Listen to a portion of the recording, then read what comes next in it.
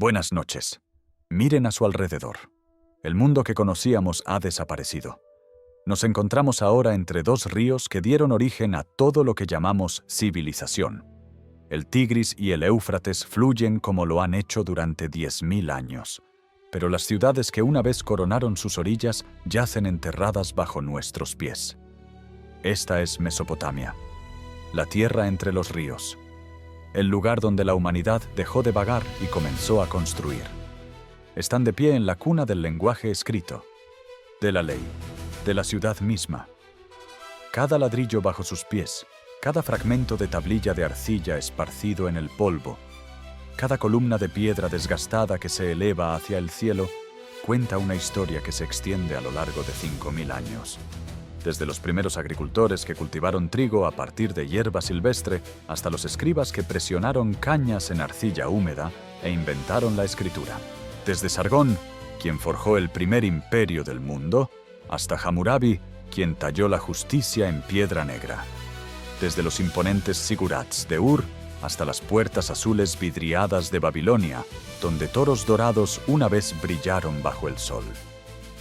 Durante los próximos 7 episodios, viajaremos desde el mismo comienzo de esta civilización.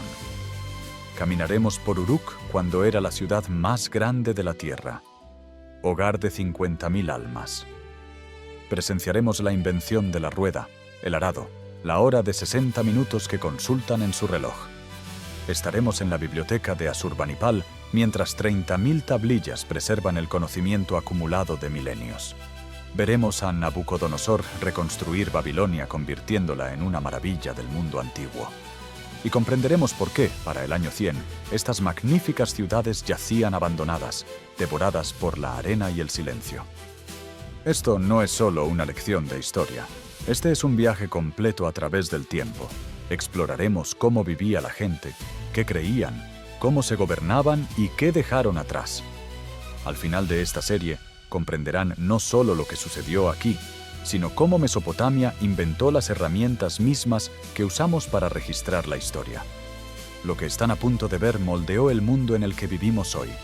El alfabeto que leen, las leyes que los gobiernan, las matemáticas que construyeron sus ciudades, el concepto mismo del tiempo.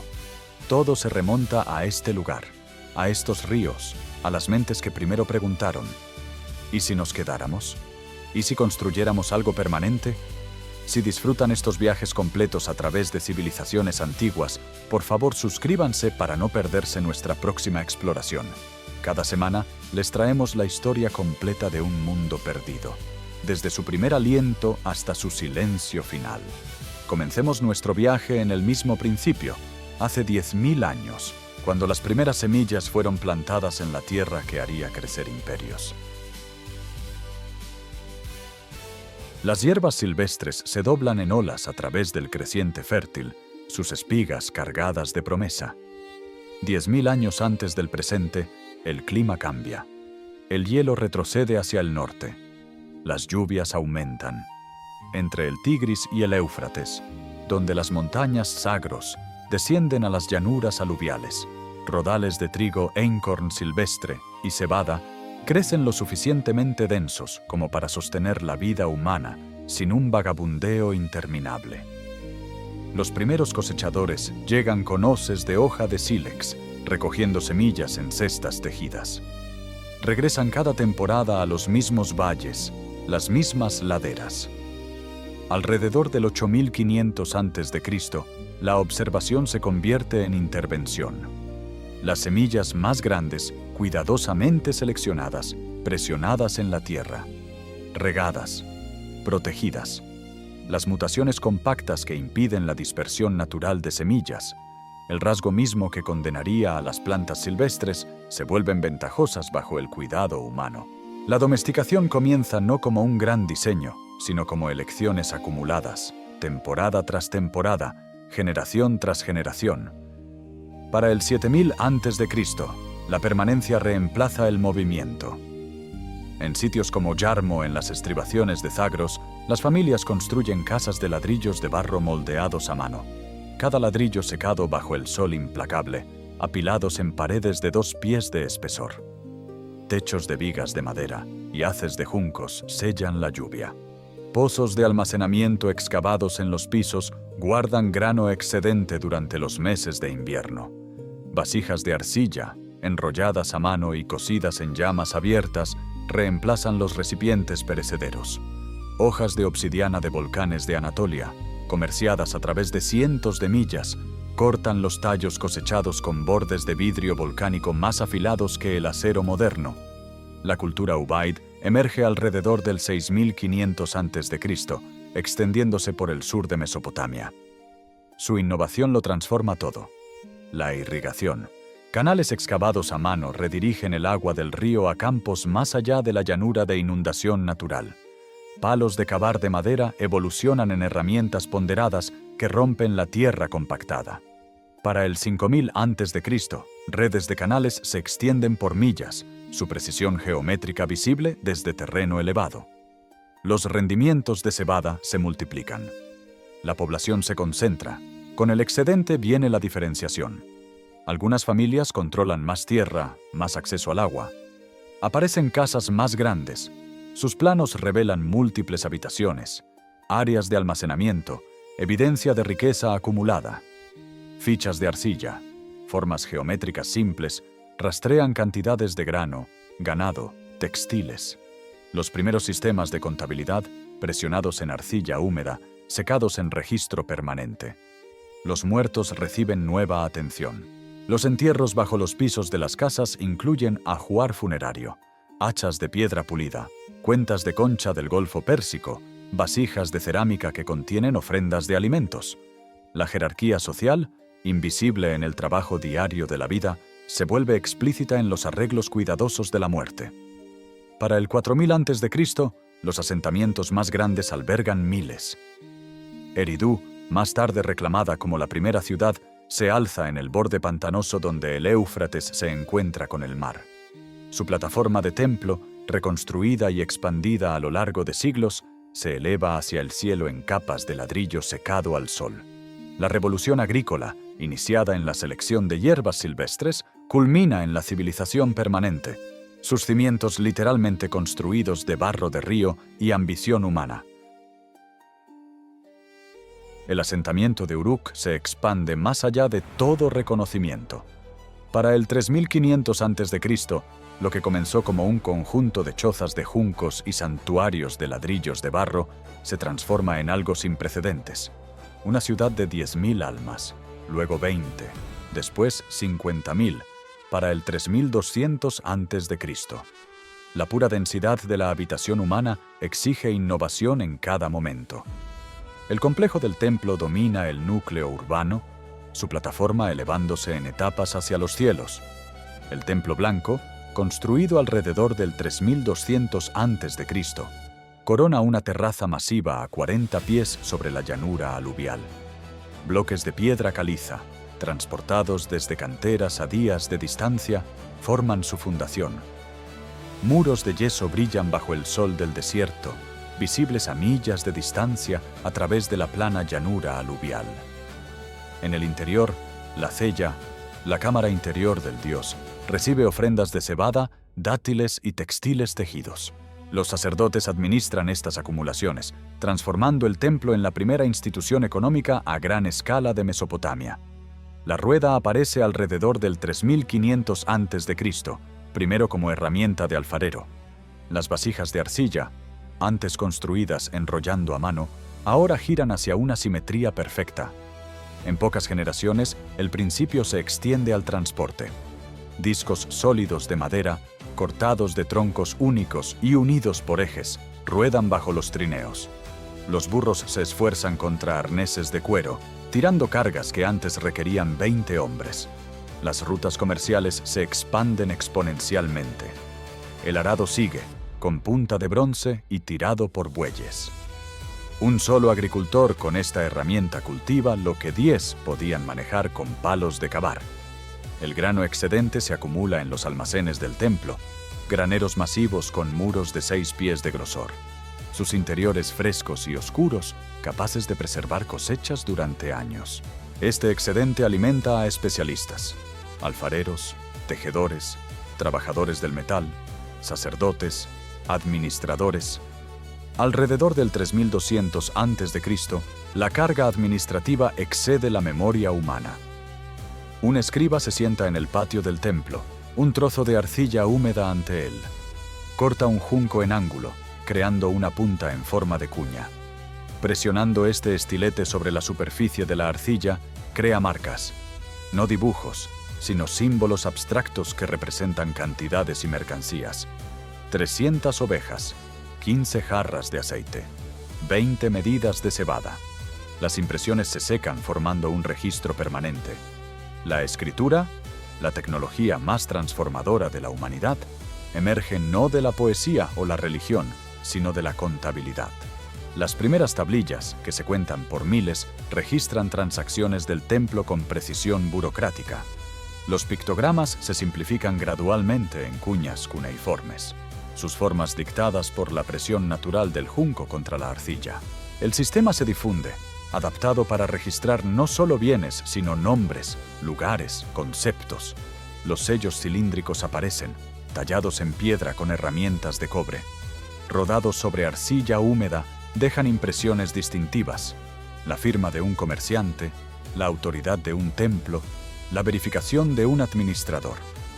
Cilindros de hematita, serpentina y lapislázuli se convierten en identidad portátil, sus intrincados diseños representando dioses, animales y patrones geométricos.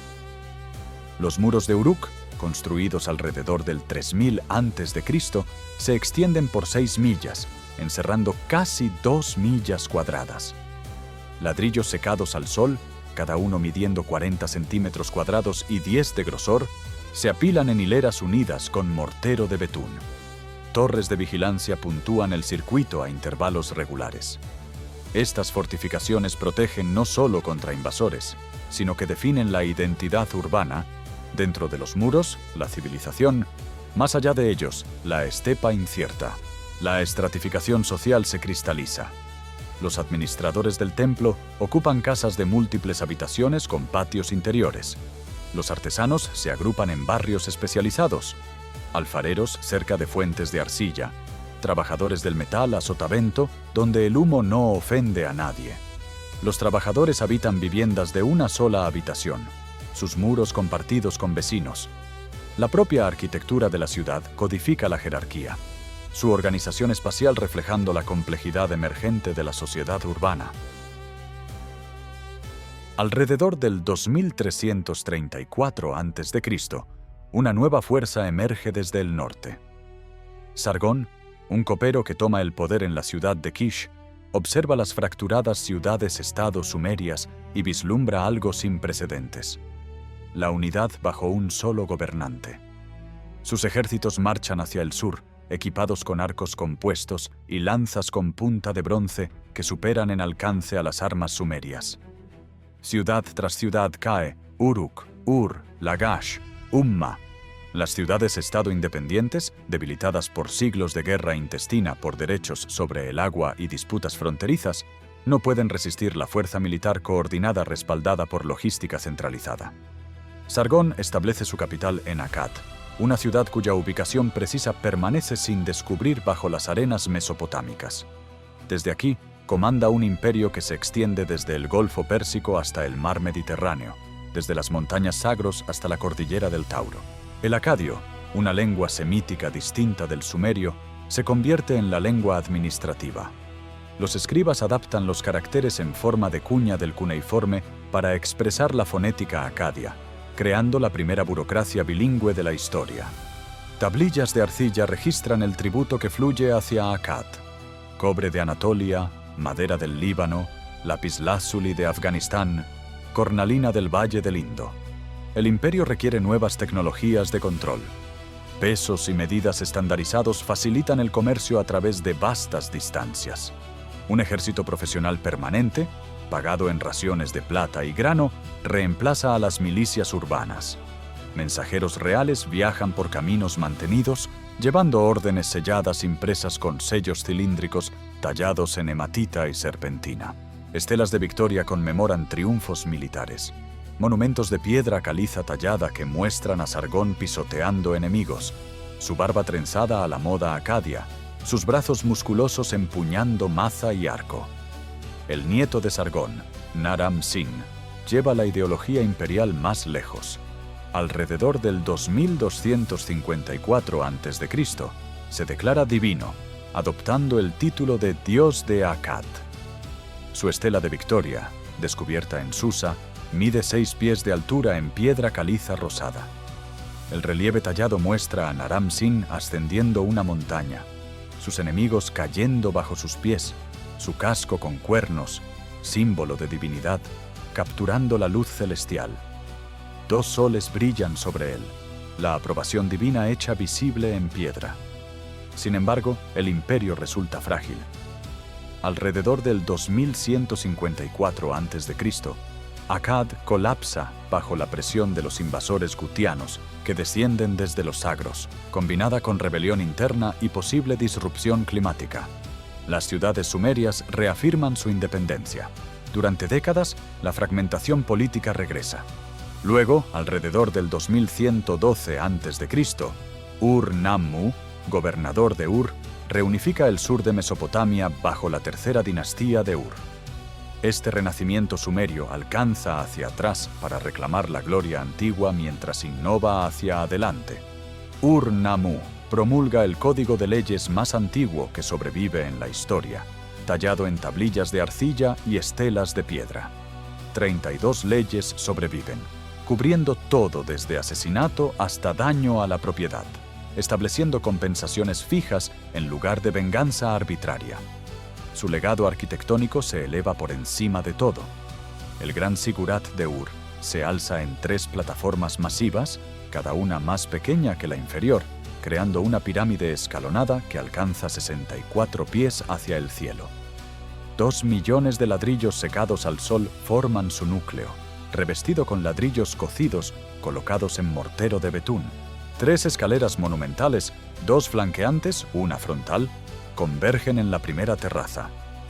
En la cima, un templo a Nana, el dios de la luna, captura la primera luz del amanecer. Los muros de la estructura se inclinan ligeramente hacia adentro, creando una ilusión óptica de altura aún mayor. Orificios de drenaje evacúan el agua de lluvia, previniendo daño estructural. Esto es ingeniería como teología, matemáticas como oración. El estado de Ur-III perfecciona la administración burocrática. Decenas de miles de tablillas de arcilla registran cada transacción. Grano distribuido a trabajadores, ganado contado, textiles tejidos, metales asignados. Los escribas rastrean asignaciones de trabajo con precisión matemática, calculando raciones hasta fracciones de un ciclo. El Estado controla las economías de los templos, redistribuyendo recursos a través de almacenes centralizados. Durante un siglo, este sistema funciona con notable eficiencia, sosteniendo una población que se aproxima a varios cientos de miles a través del núcleo del imperio. Pero alrededor del 2004 a.C., los elamitas desde el este saquean Ur. El último rey es llevado encadenado. El zigurat perdura, sus ladrillos endurecidos por el sol mesopotámico, esperando a que los arqueólogos 4 milenios después descubran sus cimientos y lean su historia en la paciente geometría de la piedra antigua. Pasan 2 siglos. El sigurat de Ur permanece en silencio, su imperio disperso. A través de Mesopotamia, las ciudades-estado guerrean sin cesar por derechos de agua y rutas comerciales. Entonces, en 1792 a.C., un joven rey asciende al trono en Babilonia, una ciudad que hasta ahora ha vivido a la sombra de poderes mayores. Su nombre es Hammurabi. Durante 30 años, Hammurabi construye en silencio. Draga canales, fortifica murallas, entrena ejércitos. Los escribas en su palacio compilan precedentes legales de toda Mesopotamia, juicios sumerios, costumbres acadias, los antiguos códigos de Ur-Nammu.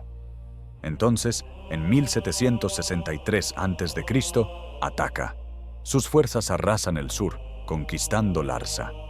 En una década, Babilonia controla toda la llanura aluvial desde el Golfo Pérsico hasta Asiria. La ciudad se hincha con tributos y cautivos. Pero Hammurabi comprende que los imperios construidos solo sobre la conquista se desmoronan. Alrededor de 1754 a.C., encarga algo sin precedentes: un código legal completo tallado en diorita negra, una piedra tan dura que sobrevivirá al bronce y la arcilla. La estela mide 7 pies de altura, su superficie pulida como un espejo. En su cúspide, el rey recibe las leyes de Shamash, dios de la justicia, sus manos encontrándose en pacto eterno. Debajo, los escribas tallan 282 leyes en cuneiforme tan preciso que cada cuña atrapa la luz. Las leyes cubren todo. Si un constructor construye una casa que se derrumba y mata al propietario, el constructor será condenado a muerte. Si la lanceta de bronce de un cirujano salva a un noble, recibe 10 siclos de plata. Si el paciente muere, se le corta la mano al cirujano. Si un comerciante presta grano con interés, la tasa no puede exceder el 33%. Un buey robado debe ser pagado 30 veces. Una oveja robada, 10 veces. Las penas escalan según la clase social: noble, plebeyo, esclavo, cada nivel precisamente definido. La estela se erige en la plaza central de Babilonia, donde cualquiera puede leerla. Se tallan copias y se envían a cada ciudad importante. Por primera vez en la historia, la ley se vuelve pública, conocible, consistente. La justicia ya no es el capricho de caudillos locales, sino un sistema codificado en piedra. Babilonia misma se transforma. El Éufrates fluye por su corazón, atravesado por un puente de ladrillo cosido asentado en betún. Murallas de 40 pies de espesor rodean la ciudad, lo suficientemente anchas para carreras de carros en sus cimas. El templo Esagila se eleva en niveles escalonados, su santuario revestido de oro. Las escuelas de escribas se multiplican, entrenando a cientos de niños para leer la ley, calcular intereses, redactar contratos. Las tablillas de arcilla se apilan en archivos, acuerdos de préstamo, transferencias de propiedad, contratos matrimoniales, registros de adopción, cada una sellada con sellos cilíndricos que garantizan autenticidad. La burocracia que Hammurabi crea rivaliza con la de Ur en complejidad, pero la supera en sofisticación legal. Jueces reales viajan en circuitos, escuchando casos según el código. Los testigos testifican bajo juramento. Se sopesa la evidencia. Los veredictos hacen referencia a números de ley específicos. El sistema no es misericordioso. Los castigos son brutales, a menudo igualando lesión por lesión, pero es predecible. Un comerciante en Sipar sabe que la misma ley lo gobierna que a un agricultor en Ur. Hammurabi muere en 1750 a.C., habiendo reinado 43 años. Su imperio se fragmenta en una generación, conquistado por hititas y casitas. Pero la estela de diorita negra perdura, eventualmente llevada a Susa como botín de guerra, donde arqueólogos franceses la descubrirán en 1901 después de Cristo. Sus leyes aún legibles después de 37 siglos. La influencia del código se propaga hacia adelante en el tiempo. La ley bíblica, la ley romana, cada sistema legal moderno rastrea su ascendencia hasta este momento, cuando la justicia se convirtió no en el decreto de un rey, sino en el fundamento de la civilización, tallada permanente como la piedra. La estela de Hammurabi se alza en el recinto del templo de Babilonia, pero a través de Mesopotamia, la vida fluye en ritmos más antiguos que cualquier decreto real. En la ciudad de Nippur, el amanecer se extiende sobre casas de adobe apiladas de 3 pisos de altura, sus techos planos conectados por escaleras de madera. El humo se eleva desde los hornos del patio, donde el pan de cebada se hornea sobre piedras calentadas. El olor de la cerveza en fermentación. Espesa, nutritiva, más segura que el agua del río. Emana de jarras de arcilla enterradas en tierra fresca. Un niño de 5 años entra a Leduba, la casa de las tablillas, llevando un morral de cuero. Dentro, 20 estudiantes se sientan con las piernas cruzadas sobre esteras de junco, tablillas de arcilla equilibradas sobre sus rodillas. El Ummia, el maestro escriba, demuestra el signo para cebada. 3 impresiones en forma de cuña presionadas con un estilete de caña cortada. El niño lo copia 50 veces, su mano acalambrada, la arcilla húmeda fresca contra su palma. Los errores se alisan con dedos humedecidos. Las tablillas perfectas se cuecen en hornos, convirtiéndose en registros permanentes. La mayoría de los escribas entrenan 12 años antes de dominar los cientos de signos cuneiformes necesarios para contratos, cuentas del templo, prescripciones médicas, observaciones astronómicas. Más allá de las murallas de la ciudad, el calendario agrícola lo gobierna todo. En Nisan, el primer mes, los agricultores guían arados de madera tirados por bueyes a través de campos irrigados, rejas con punta de bronce cortando surcos en el suelo aluvial. Las semillas de cebada se esparcen a mano. Para Simanu, el tercer mes, el grano alcanza la cintura, ondeando verde bajo el sol implacable. La cosecha llega en Abu, el quinto mes. Familias enteras blandiendo hoces de bronce, atando gavillas con cuerda de junco trenzado. Los administradores del templo registran cada canasta en tablillas de arcilla. 40% para el templo, 30% para el terrateniente, 30% para los trabajadores pagados en raciones de grano y cerveza. En el barrio textil de Ur, las mujeres se sientan ante telares verticales, sus dedos volando entre la urdimbre y la trama. La lana de los rebaños del templo se hila en usos de arcilla, teñida con raíz de rubia para el rojo, índigo para el azul. Los textiles más finos viajan en caravanas de burros a Dilmun, Meluja, Magan, intercambiados por lingotes de cobre, lapislázuli, cuentas de cornalina. Las mujeres comerciantes poseen almacenes, firman contratos con sus propios nombres, demandan a deudores en los tribunales del templo. Una tablilla de Sipar registra a una mujer de negocios llamada Iltani, prestando plata al 20% de interés anual. Su sello cilíndrico presionado en la arcilla como firma legal. El templo de Enlil domina el horizonte de Nippur, su zigurat elevándose en plataformas escalonadas. Sacerdotisas en túnicas de lino blanco vierten libaciones de cerveza y miel ante la estatua del dios. Madera tallada recubierta con láminas de oro, ojos incrustados con concha y lapislázuli. El templo no es meramente un lugar de culto, sino un motor económico. Posee campos, emplea tejedoras y cerveceros, almacena grano contra la hambruna, opera como banco y tribunal. Esclavos, cautivos de guerra, siervos por deudas, muelen grano en molinos de piedra. Su trabajo registrado en tablillas de raciones especificando asignaciones diarias de pan y cerveza. Al caer la tarde, las familias se reúnen en los techos donde el aire es más fresco.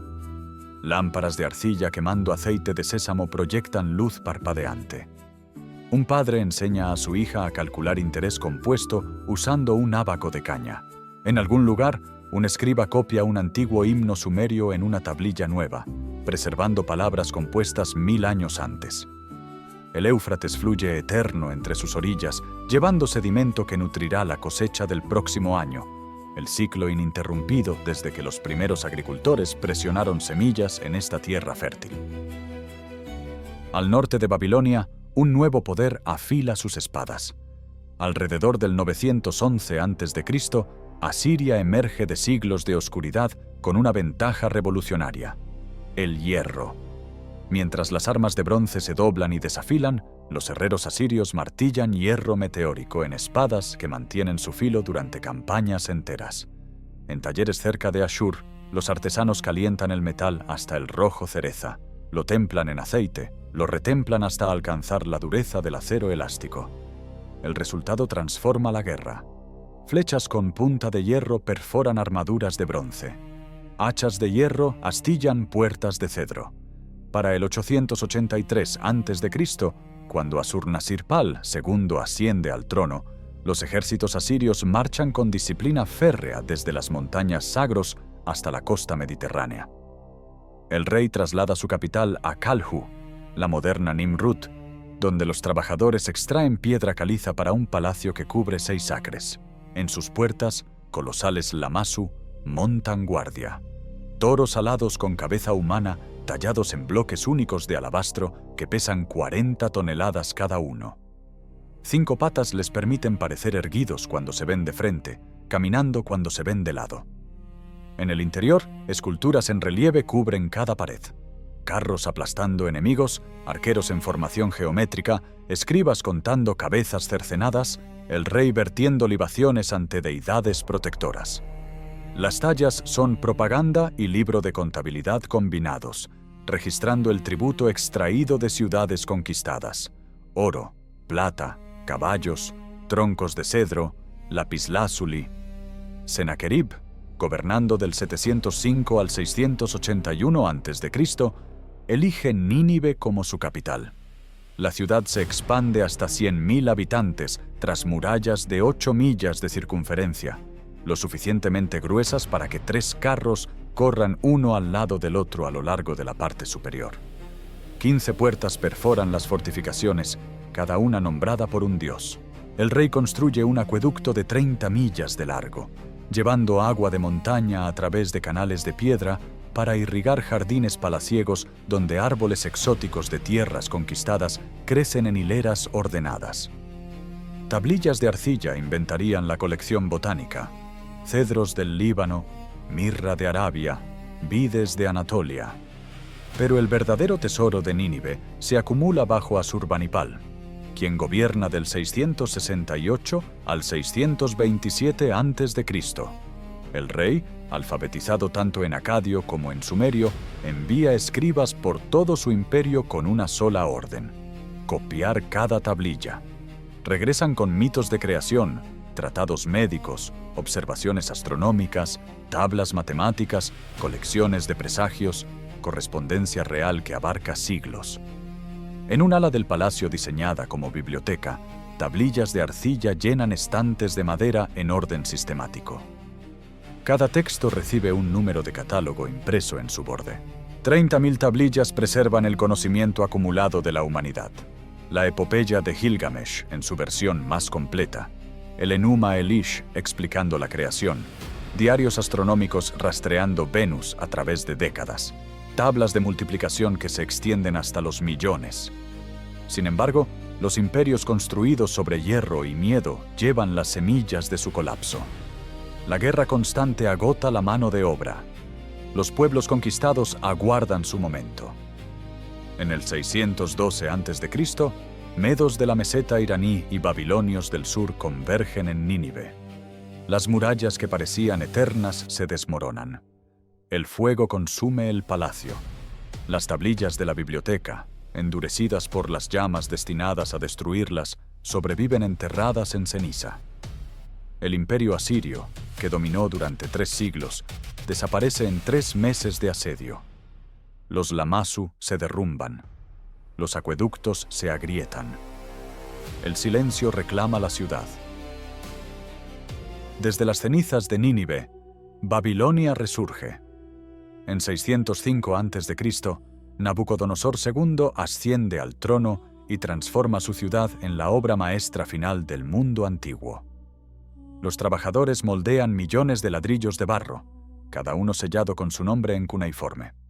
Las murallas exteriores se extienden 11 kilómetros, lo suficientemente anchas para que 2 carros pasen sobre ellas. 8 puertas de bronce perforan las fortificaciones, pero una supera a todas las demás. La puerta de Ishtar se eleva 15 metros, su superficie revestida con azulejos cerámicos vidriados de azul cobalto, tan vívido que parecen contener el cielo capturado. Toros y dragones dorados avanzan sobre el azul en relieve alzado. 120 animales en total, cada azulejo cosido por separado y luego ensamblado como un rompecabezas divino. Rosetas blancas y amarillas bordean las criaturas. El vidriado, mezclado con cobre y cobalto importados de montañas distantes, captura la luz del sol y transforma la puerta en un faro visible durante kilómetros a través de la llanura mesopotámica. La vía procesional conduce a través de ella, pavimentada con losas de piedra caliza y amurallada con más leones vidriados en azul. Detrás de la puerta, el Sigurat Etemenanki, fundamento del cielo y la tierra, asciende 91 metros en 7 niveles decrecientes. Los visitantes griegos lo llamarán la Torre de Babel. Su base mide 91 metros cuadrados. Una escalera triple asciende por la cara sur.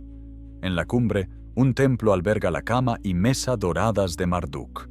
La estructura consume 85 millones de ladrillos. Cerca del palacio, jardines en terrazas caen en cascada por montañas artificiales construidas sobre arcos de piedra abovedados. Una maravilla de ingeniería en una tierra de ladrillos de barro. Árboles exóticos de todo el imperio beben de canales alimentados por bombas de tornillo de bronce que elevan agua del Éufrates 24 metros. Si estos son los legendarios jardines colgantes permanece incierto, pero el esplendor de Babilonia no lo es. Sin embargo, incluso esta gloria se desvanece. En 539 a.C., Ciro el Grande de Persia desvía el Éufrates y entra en Babilonia a través del lecho del río sin batalla. Se declara liberador, no conquistador. Los sacerdotes babilonios lo reciben con beneplácito. La ciudad sobrevive, pero su independencia termina. Mesopotamia se convierte en provincia de imperios más grandes: persa, griego, parto, romano. Los canales de irrigación se llenan de sedimentos. La sal se acumula en suelos sobreexplotados. El Éufrates cambia su curso. Para el año 100 después de Cristo, Babilonia yace abandonada. Arena arrastrada por el viento en tierra Uruk, Ur, Nínive. Durante 2 milenios, las ciudades desaparecen bajo Tels, colinas artificiales que ocultan el primer experimento urbano de la humanidad. Pero el legado perdura en cimientos invisibles. Cada alfabeto desciende de las cuñas del cuneiforme. Cada código de leyes hace eco de la piedra de Hammurabi, la rueda, el arado, la vela. Invenciones mesopotámicas. La hora de 60 minutos y el círculo de 360 grados provienen de las matemáticas babilónicas de base 60.